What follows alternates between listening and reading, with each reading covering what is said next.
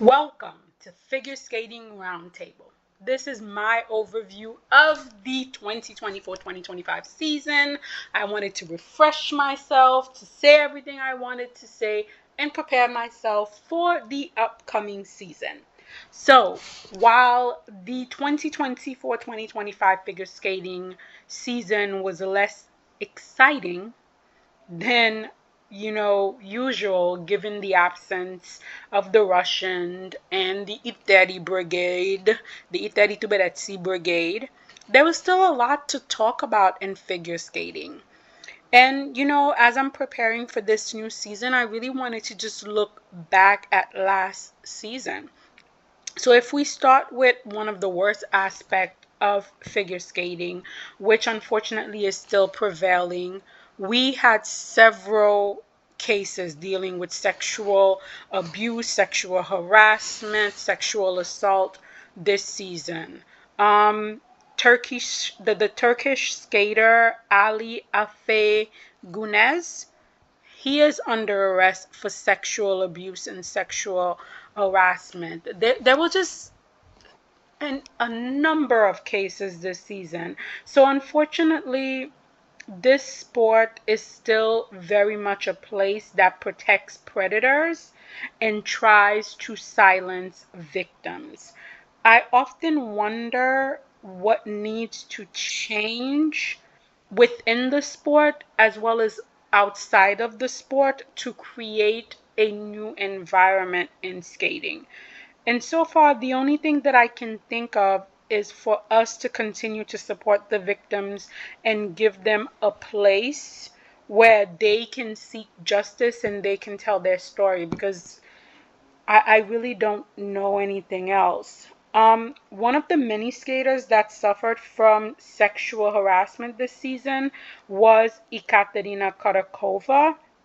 In her statement about the harassment she suffered, Karakova said, "I cry, I was scared, but I didn't want to take any action before the European Championship."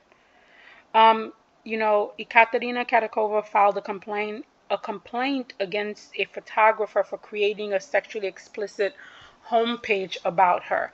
And while I was so incredibly happy that she filed that complaint, I was also so heartbroken for her because she had to go, to this very intense competition at European. And at the same time, she's dealing with all of this fear, all of this anxiety.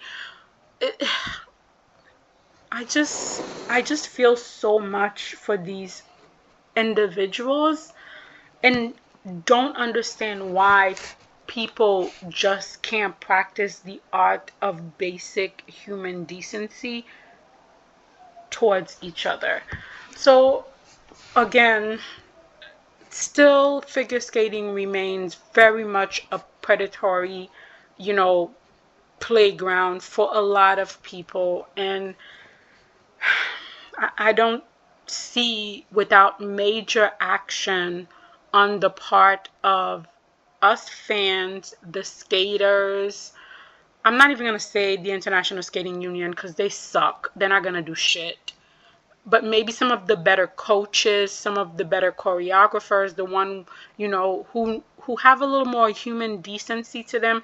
I feel like all these different groups need to get together and say, we're going to create a safer environment for skating. We also lost two giants of figure skating this season with the death of Frank Carroll and Dick Button.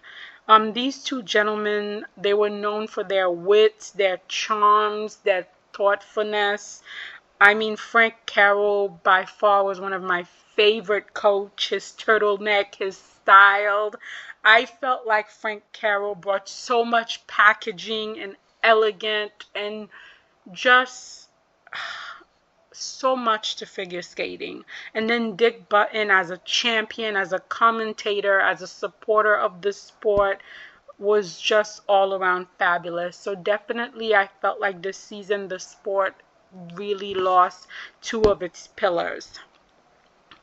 We also received the news that Mother Russia was due to make a grand comeback on the Olympic stage. We all knew this was coming. However, the fact that they only got one quota for the single disciplines and nothing for the dance and pairs was surprising to me.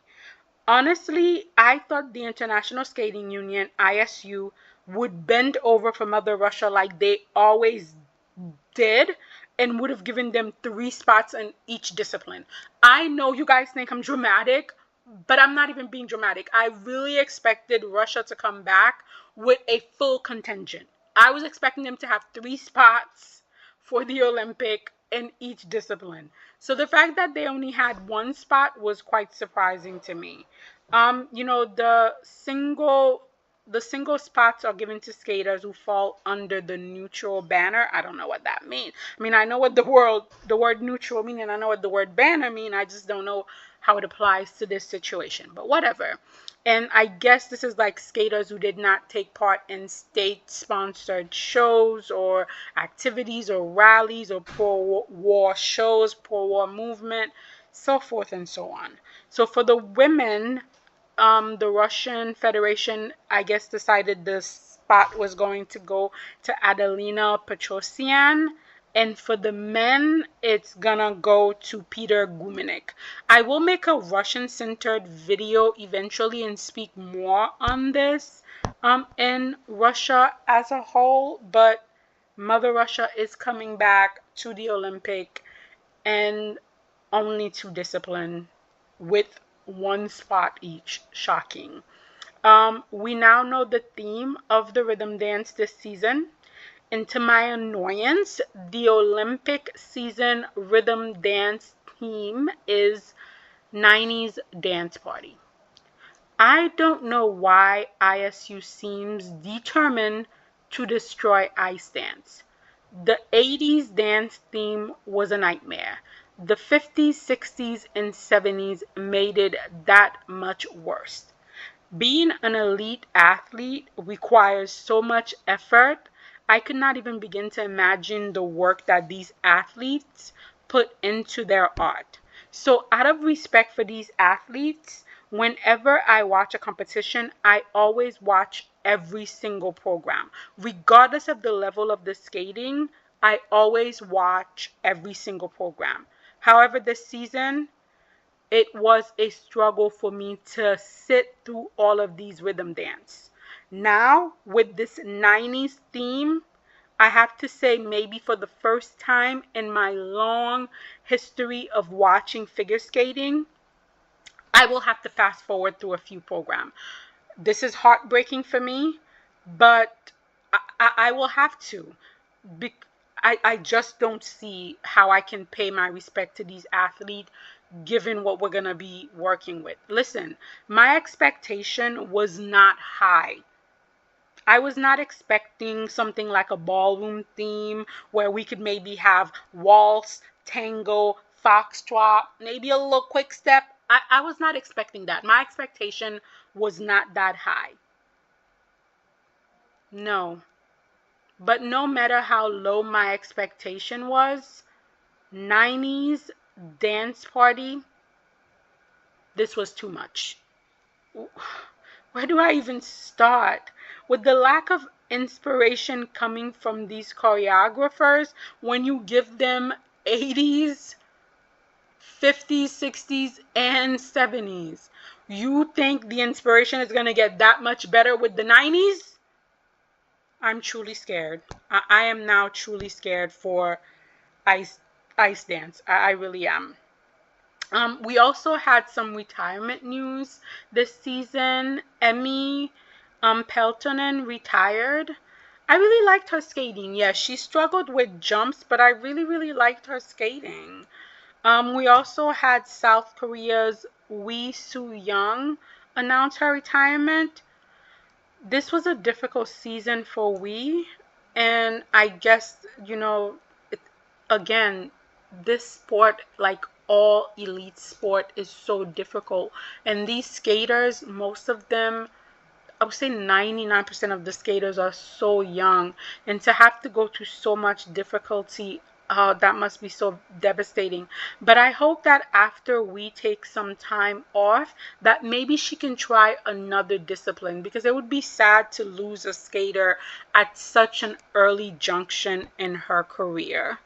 Now we have 10 Challenger Series, which mean we will have a lot more opportunities this season to see the skaters compete leading up to the Olympics. I don't know if this is a good thing or if it's a bad thing, but I definitely think that with all of these competitions, plus all the national competitions the skaters are going to have to compete at, we will probably have a really good understanding of how the skaters are going to perform at the Olympic.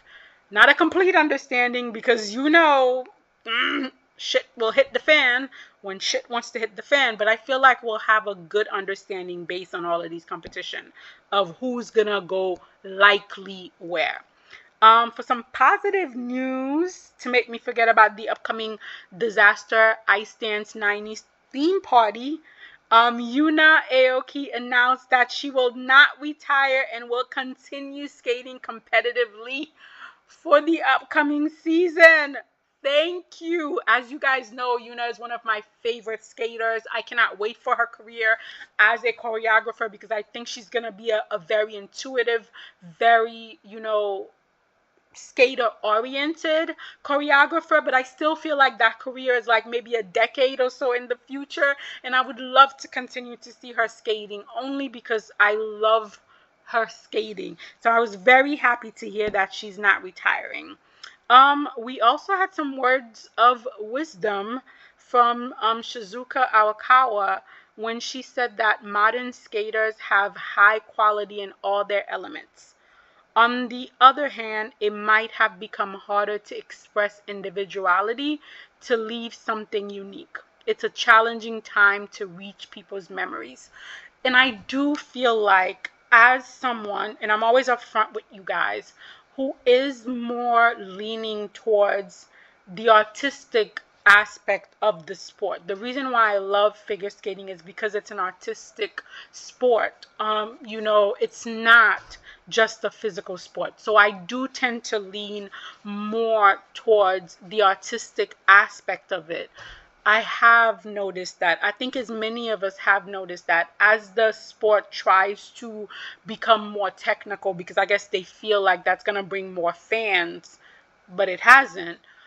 As they lean more towards the technical, skaters have been forced. They've literally been forced to sacrifice the artistic part of skating, which is devastating to me and heartbreaking to me, because the artistic part is the part that got me into skating.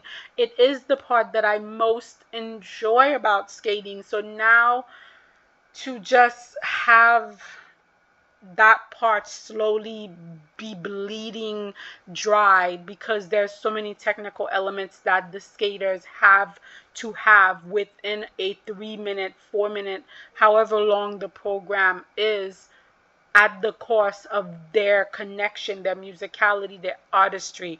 I completely understand where Arakawa is coming from with that statement. There was also a lot of positive things that I took away from the season.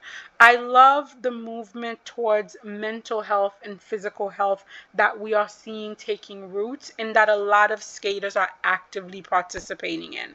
I also like the fact that more skaters from the single discipline are now more willing to transition into the other disciplines instead of ending their careers early. I also love the growing popularity of the solo dance discipline, because we have some truly beautiful skaters, and just watching them skate is a joy that I feel must be shared by all.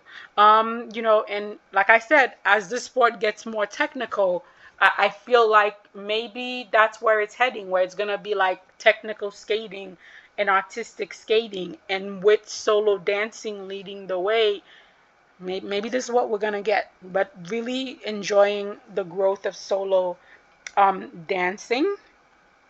I also like the body positive movement with more skaters standing up for themselves and not conforming to this one standard. I really, really did enjoy seeing more skaters speaking out and defending themselves. Not that they needed to defend themselves, but just like taking back the power and just being in their own skin. That was really beautiful to see. I even had some special awards that I wanted to give out, starting with Anthony Pettis for the most interesting person in skating. Oh, this young skater from Canada is so interesting and unique. For as beautiful as skating is, there are times when it's just a little bland, when everything is just a little too carbon copy. However, you cannot put Anthony in a box, in a peg, in a square, in a circle, and nothing. And I love to see that, to see a skater that is so uniquely him. I also would like to give best commentator to Chris Hogarth, the British commentator. Chris is the definition of you can actually be honest with what's going on the ice, be constructive, be informative, and still do it in a mannerly fashion. His way of commentating to me is way more valuable than the too nice, we are blind, politically correct, hot mess that we have out of most of the other commentators. I will be honest with you, I actually, if I'm not listening to Chris and some of the few other commentators, like if it's a TED, I actually want the video to have no commentators at all. At all. So definitely for me, Chris was the best commentator of the season.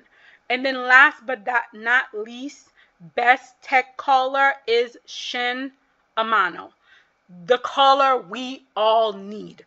Why? Because everybody's getting the edge call. Everybody's getting the under rotation. Shen is the Oprah of edge call. You get an edge call. You get an edge call. Everybody gets an edge call. You get an under rotation. You get an under rotation. Everybody under rotated, which is fair. If they're under rotating, if they're on the wrong edge, everybody should be called across the board with no exception. Unfortunately, the ISU is not a big fan of competency, so it is unlikely that we're going to see Shen Ammano as a technical caller for any of the major events this season, let alone at the Olympic. They are not letting him anywhere near the Olympic, which is sad because I think technical callers like Shen Ammano would just make the sport that much more credible. But okay.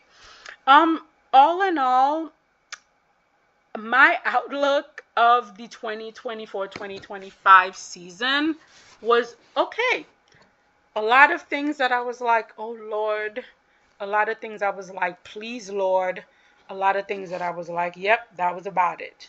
And now, as we head towards the 2025-2026 figure skating season, I would say I'm about 60-40. I'm 60% sure that it will not be a disaster. I am 40% sure this is going to be, oh my God, this shit. Oh. We just have to wait and see. But what about you guys? What were some takeaways from this season? What are you expecting from last season? You guys let me know in the comments.